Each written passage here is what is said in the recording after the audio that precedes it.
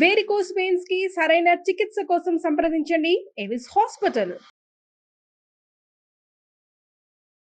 నమస్తే, నేను విజయ్.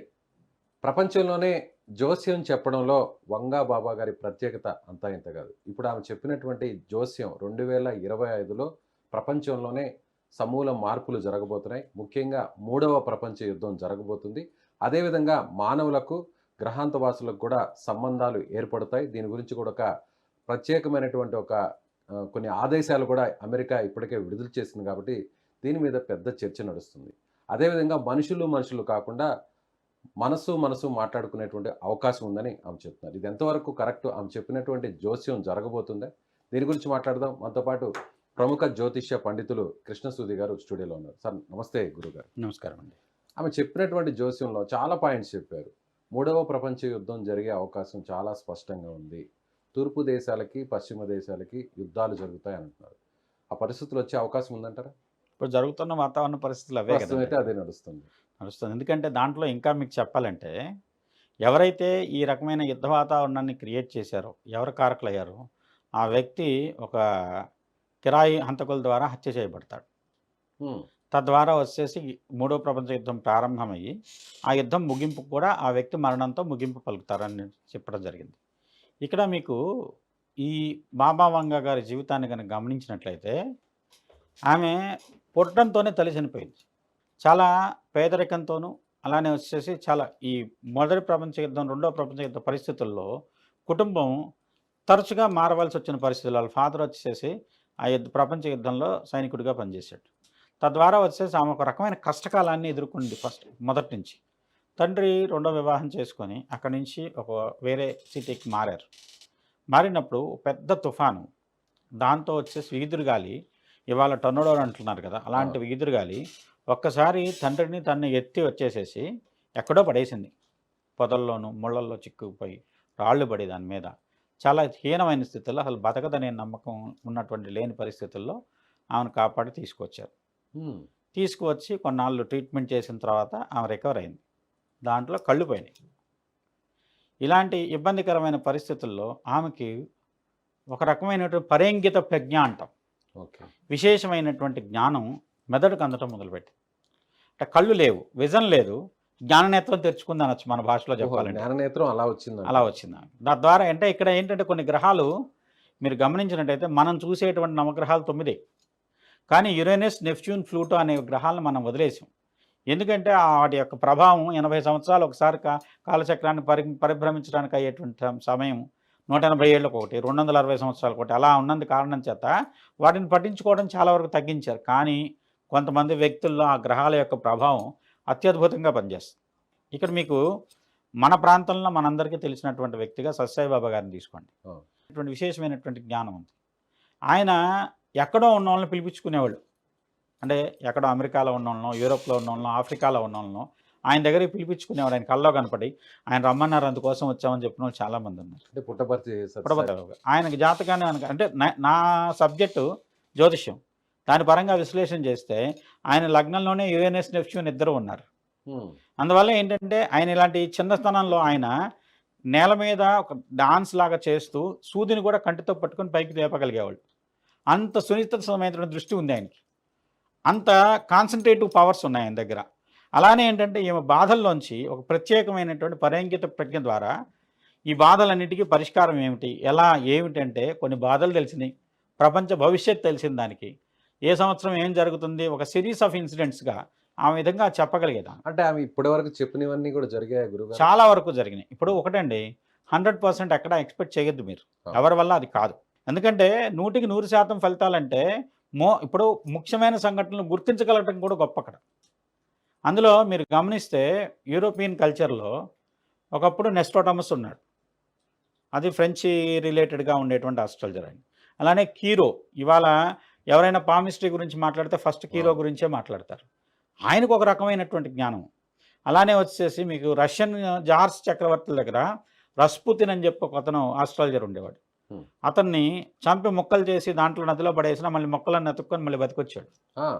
ఆ విధంగా చెప్తారు చరిత్రని. అంత విశేషమైనటువంటి చరిత్ర ఉన్నటువంటి, అంటే అక్కడ దేశానికి ఒక ఒక ఒక కాలంలో ఒక ఒక్కొక్కరు. వ్యక్తి ఉన్నాడు. మొత్తం యూరోప్ మొత్తం ఆ వ్యక్తికి పేరు ప్రఖ్యాతులు కానివ్వండి, గౌరవ మర్యాదలు కానీ దక్కేవి.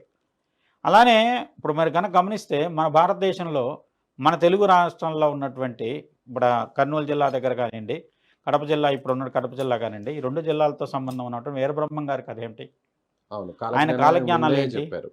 ఫలానా చోట ఆయన చెప్పింది ఇది అవును. జరిగింది, ఫలానా చోట ఇది జరిగింది. అవన్నీ కూడా కరోనా జరిగాయి. గురించి వచ్చినప్పుడు కూడా ఆయన చెప్పినవి కరోనా వచ్చేసి ఈజాని జరుగుతున్నాయి కూడా చెప్పిన ఇంకా. విషవాయువు పుట్టేనయ్యా అని చెప్పారు. దాని ప్రకారం అదే కరోనా వచ్చిందని చెప్పేసి చెప్పారు. దీని ప్రకారం ఆయన చెప్పింది రైటే అని చెప్పేసి మాట్లాడుతున్నారు.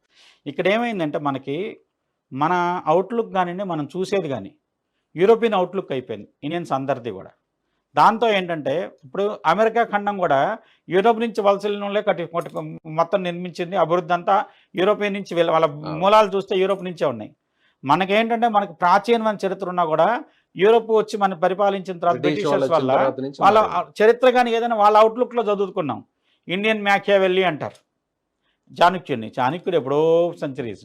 మ్యాకియావెల్లీ 19th సెంచరీ వాడు. మ్యాకియావెల్లీతో చాణక్యుని పోల్చి చాణక్యుడు చెప్పింది ఎప్పుడు, ఆయనకు అర్థశాస్త్రం రాసింది ఎప్పుడు అని గమనిస్తే అదెంతో పురాతన కాలంలో రాశాడు.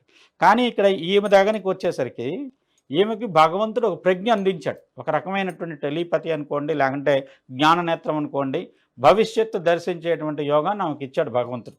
అది కూడా ఒక ఇన్ని బాధల వల్ల ఆమె పడినటువంటి వేదన కానివ్వండి, శారీరకపరమైనటువంటి ఇబ్బందులు కానివ్వండి, ఆరోగ్యపరమైన సమస్యలను ఆమె తీసుకున్నటువంటి శారీరకంగా పడినటువంటి వేదన అంతా కూడా ఒక్కసారిగా ఈ జ్ఞానం రూపంలో బయటపడింది. ఆమె కొన్ని అంశాలను చెప్పింది గురువుగారు. ప్రత్యేకంగా మనుషులకి, గ్రహాంతవాసులకు కూడా సంబంధాలు ఏర్పడతాయి, మెరుగుపడతాయి అంటున్నారు.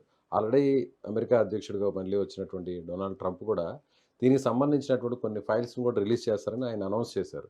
సో, దీనివల్ల ఆమె బేస్ చేసి చెప్పిందనుకోవచ్చా? ఆయన నిజంగా ఇచ్చినటువంటి వచ్చేసి స్టేట్మెంట్. దానికి కొన్ని మనం భూమి మీద జీవం ఉందనుకుంటున్నామండి. కొన్ని కోట్ల కాంతి సంవత్సరాల దూరంలో భూమితో పాటు సమానంగా ఉన్నటువంటి వేరే గ్రహం ఉందని చెప్తున్నారు. అక్కడ జీవం ఉంది. ఇప్పుడు మార్స్ ఉన్నాడు. భూమి నుంచి విడిపోయిన ముక్క. అక్కడ ఏదో శివాలయం లాంటిదో, గణపతి లాంటి విగ్రహాలు కనపడుతున్నాయని చెప్పి మనకి చాలామంది అక్కడి నుంచి ఫోటోస్ వచ్చిన దాని ప్రకారం విశ్లేషణ చేస్తున్నారు. శాటిలైట్‌లు కూడా పంపించారు. దాని ప్రకారం విశ్లేషణ చేస్తున్నారు. ఇదంతా ఏంటంటే జ్ఞానం ముందుకు వెళ్తున్న కొద్దీ ఒకదానితో ఒకటి. ఇప్పుడు అంతకుముందు మనం ఒక దేశం వెళ్ళాలంటే, దేశాంతరం వెళ్ళాలంటే కొన్ని నెలలు పట్టేది. అవును. ఇవాళ పొద్దున్న లేస్తే ఓడల సాయంత్రానికి ద్వారా ఆ దేశంలో వెళ్ళేవాళ్ళు. ఉంటున్నాం. యూరోప్ లాంటి దానికి అనుకోండి ఒక 12 గంటల లోపే ట్రావెల్‌లో వెళ్తున్నాం. అమెరికా లాంటి దానికి అనుకోండి ఒక రోజు వ్యవధిలో వెళ్ళిపోగలుగుతున్నాం. ఎలన్ మస్క్ ఇప్పుడు చెప్తున్నారు కొన్ని నిమిషాల్లో వెళ్ళిపోయే విధంగా కూడా కొత్తగా తీసుకొస్తాను సూపర్ సోనిక్ ఇవన్నీ ఫ్లైట్స్ అని. జరుగుతున్న దాంట్లో ఎప్పుడైతే నాలెడ్జ్ పెరుగుతుందో కంటిన్యూస్‌గా కొన్ని వాళ్ళ నుంచి కొన్ని సంకేతాలు వస్తుంటాయి వేరే గ్రహాంతర వాసుల నుంచి. మన వాళ్ళు కూడా కొన్ని శబ్ద తరంగాలను పంపిస్తుంటారు విశ్వంలోకి. తద్వారా ఏదన్నా ఫ్రీక్వెన్సీ మ్యాచ్ అయిందనుకోండి లింక్ అనేది ఏర్పడుతుంటుంది. అయితే మీకు ఇక్కడ గమనించాల్సింది ఇవి కొన్ని గ్రహాల యొక్క తీవ్రమైనటువంటి పరిస్థితులు ఒక రాశిలో సమ్మేళనం కానీ, కొన్ని గ్రహాల సమ్మేళనాలు కానీ మీరు గమనిస్తే ఈ సంవత్సరంలో జరిగిన మార్పులు ఏంటి 2024 సంవత్సరంలో అంటే ఫ్లూటో ఒక రాశి నుంచి ఒక రాశికి మారాడు. రాబోయే దాంట్లో శని ఒక రాశి నుంచి ఇంకో రాశికి మారుతున్నాడు. అలానే రాహు వచ్చేసి 1.5 సంవత్సరం పాటు ఒక రాశి నుంచి మీనం నుంచి కుంభంలోకి వస్తున్నాడు. ఈ మార్పుల్లో ఒక రకమైనటువంటి మీనంలో ఉన్నటువంటి శని వల్ల కానివ్వండి, అలానే వచ్చేసి ఫ్లూటో యొక్క ట్రాన్సిట్ కుంభరాశిలో ఉన్నందువల్ల కుంభరాశి చాలా విశేషమైనటువంటి అంతర్గతమైనటువంటి జ్ఞానాన్ని, రహస్యమైనటువంటి జ్ఞానాన్ని అందిస్తుంది.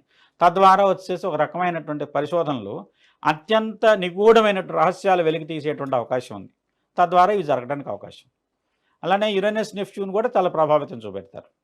సో దీనివల్ల విధ్వంసం కూడా జరిగే అవకాశం ఉంది, ఆ ప్రమాదం కూడా పొంచి ఉందని కూడా ఆమె చెప్పడం జరిగింది. ఇప్పుడు ఆమె చెప్పిన దాంట్లో ఆమె రీజన్స్ ఆమెకు ఉండొచ్చు కానండి. మనం ఇవాళ ఉన్నటువంటి గ్రహస్థితిని విశ్లేషణ చేసుకున్నట్లయితే ఒకే క్యాలెండర్ ఇయర్లో మన క్యాలెండర్ తెలుగు పంచాంగం అనుకోండి, లేకుంటే వచ్చేసి ఇంగ్లీష్ క్యాలెండర్ ఇయర్ అనుకోండి, పంచాంగం. ఒక సంవత్సరం వ్యవధి లోపల వరుసగా 4 లేదా 5 గ్రహణాలు జరిగితే ఆ సంవత్సరం ఇబ్బంది ఉంటుంది.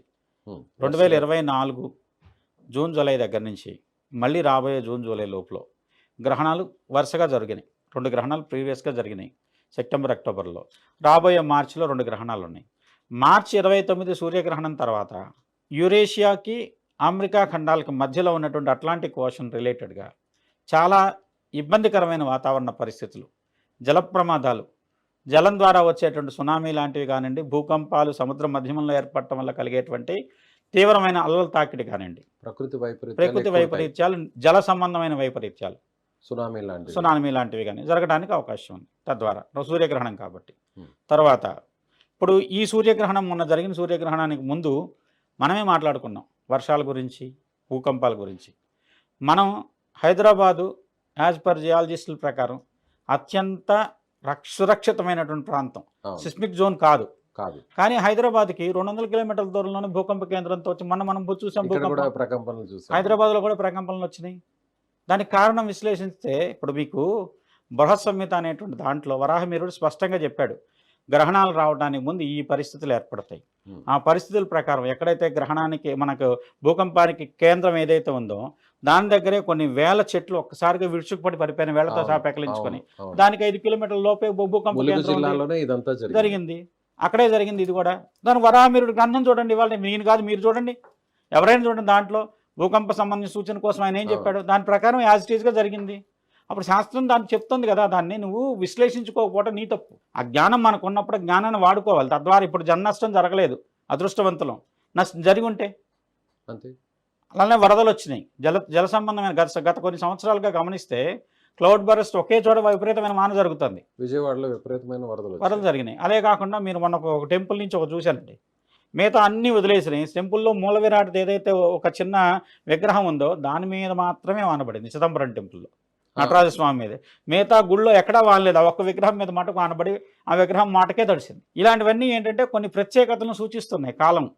ఆ కాలాన్ని మనం గనక అబ్జర్వ్ చేసుకొని రాబోయే విపత్తులను తప్పించుకునే ప్రయత్నం చేసినట్టయితే జన నష్టం కానివ్వండి, ఆస్తి నష్టం కానివ్వండి, నష్టం తీవ్రత తగ్గించుకోవచ్చు. ప్రకృతిని ఎదిరించి మనం ఏం చేయలేం. ప్రకృతి కూడా ఓపిక పడుతుంది మనం చేసే ప్రతి పని. ఆ ఓపిక బట్టి ఎప్పుడో ఒక చోట అది అడ్జస్ట్ చేసుకోవాలి కదా. అడ్జస్ట్ చేసుకునేటప్పుడు మనం నలిగిపోతున్నాం. సో మన జ్యోతిష్య శాస్త్రం ప్రకారం ఆమె చెప్పిన దాంట్లో కొన్ని వాస్తవాలు ఉన్నాయంటారా? చాలా వరకు ఉన్నాయండి. ఆమెకు కలిగింది పరేంగిత ప్రజ్ఞ, యురేనస్ వల్ల కలిగేది. అలాంటి దానికి ఆమె యొక్క జీవిత గమనంలో చాలామందిని కూర్చోబెట్టి ఆ వ్యక్తి ఎవరో తెలియదు, కానీ ఆ వ్యక్తి చేతి పట్టుకుని సెన్స్ ద్వారా ఆమె చెప్పగలిగేది, నీకు ఇలా ఈ టైంలో మంచి జరుగుతుంది, ఈ టైంలో వివాహం జరుగుతుంది, ఈ టైంలో పదవి వస్తుంది, ఈ టైంలో నువ్వు చనిపోతావు, ఇలాంటివన్నీ కూడా చెప్పేది. వ్యక్తిగతంగా వెళ్ళిన వాళ్ళు కూడా చెప్తున్న అనుభవాలు. దాని ప్రకారం ఆమె చాలామంది జీవితాలకు మార్గదర్శకం చేసింది. ఏంటంటే కొన్ని భవిష్యత్తులో నీకు ఇది జరుగుతుంది, లేదంటే ఈ మంచి జరుగుతుంది అంటే నమ్మకంతో వెళ్తాం, చెడు జరుగుతుంటే జాగ్రత్త పడతాం, అనారోగ్య సమస్య వస్తుంది జాగ్రత్త పడతాం, హాస్పిటల్కి వెళ్తాం, చూపెట్టుకుంటాం. ముందు ఆ సడన్ అటాక్ కంటే కూడా ముందు క్యూర్ చేసుకోగలిగిన పరిస్థితుల్లో ఉన్నట్లయితే తీవ్రత నష్టాన్ని తగ్గించుకోవచ్చు కదా, దానికి ఉపయోగపడతాయి. అలానే ఆమె చాలా వాటిని చెప్పింది చాలామంది వ్యక్తులకి. ఆమె చెప్పిన దాంట్లోనే ఉంది, ఈ ఎవరైతే 3వ ప్రపంచ యుద్ధానికి కారణమైనటువంటి వ్యక్తి ఉన్నాడో ఆ వ్యక్తిని కొంతమంది కిరాయి హంతకుల ద్వారా చంపించబడటం జరుగుతుంది. చంపించబడిన వ్యక్తి ఎవరైతే ఉంటారో ఒక ప్రపంచంలో ఇవాళ శాసిస్తున్న దేశాలు రష్యా, అమెరికా. లేదా యుద్ధానికి కారణమైనటువంటి వాతావరణం ఈ 2 దేశాలు, దాంతోపాటుగా వచ్చేసేసి సిరియా లాంటి ముస్లిం పరిపాలితమైనటువంటి దేశాలు కానివ్వండి, ఇలాంటి ఇజ్రాయెల్ లాంటి దేశాలు కానివ్వండి. ఇలాంటి దేశాల్లో జరుగుతున్నటువంటి వాతావరణ పరిస్థితులు, వార్ లాంటి పరిస్థితులు, ఏదో యుద్ధ వాతావరణం ఉందో ఎవరైతే కారణమో, మనకు ఒక వ్యక్తి కారణం అనుకుంటాం, మనం వ్యక్తి కాకపోవచ్చు, కానీ ఒక దేశాధినేత, చాలా ప్రముఖమైన వ్యక్తి ఆ విధంగా ఒక వ్యక్తుల కిరాయి హంతకుల ద్వారా చంపబడినప్పుడు ఆ యుద్ధం దాని తర్వాత తక్కువ కాలంలో పూర్తి అయ్యి యుద్ధం పరిసమాప్తి అవుతుంది అని చెప్పింది ఆమె చెప్పిన దాంట్లో. అంటే రష్యా ప్రధాని అంటారా? రష్యా అనుకోవచ్చు, అమెరికా లాంటిదని కూడా అనుకోవచ్చు. ఓకే. ఎందుకంటే ఇప్పుడు జరిగేటువంటి విపత్తులు కూడా చాలా వరకు సూచించేది అమెరికానే సూచిస్తున్నాయి. రష్యా కూడా దాంట్లో ఉంది, అమెరికా చుట్టూనే నడుస్తుంది. అందులో అమెరికా వచ్చేసేసి వాళ్ళ ఎన్నికైనటువంటి వ్యక్తికి నిజంగా యోగం లేకుండా ఎన్నికయ్యాడు ఆయన. అంతేనంటారా? డొనాల్డ్ ట్రంప్ గారికి యోగం లేదు, యోగం లేకుండా ఎన్నికయ్యాడు. ఆయన జాతక రీత్యా కూడా, అంటే మన జాతకాన్ని ఆయన మీద అప్లై చేయడం ఎంతవరకు కరెక్ట్ నాకు తెలియదు, కానీ నాకున్న పరిజ్ఞానంలో ఆయన డేట్ ఆఫ్ బర్త్ ప్రకారం కొంత విశ్లేషణ చేస్తే ఆయనకి కొంత గడ్డుకాలం కనపడుతుంది. సో ఏదైనా జరగచ్చు అంటారు? ఏదైనా జరుగుతుంది, లేదంటే అమెరికా కొంత నష్టపోతుంది. రాబోయేటువంటి తుఫాన్లు అమెరికా ప్రాంతాన్ని ఎక్కువగా నష్టపరిచే అవకాశం ఉంది. జరిగే యుద్ధంలో మాకు ఎదురు లేదన్న అమెరికాకి ఎదురు దెబ్బలు తగులుతున్నాయి. తద్వారా వచ్చేసి అమెరికా కొన్ని పాఠాలు నేర్చుకోబోతోంది. చూద్దాం గురుగారు, మీరు చెప్పింది ఎంతవరకు మరి నిజమవుతుందో, అలాగే బాబా వంగా గారు చెప్పిన మాట కూడా ఎంతవరకు నడుస్తుందో చూద్దాం. ధన్యవాదాలు.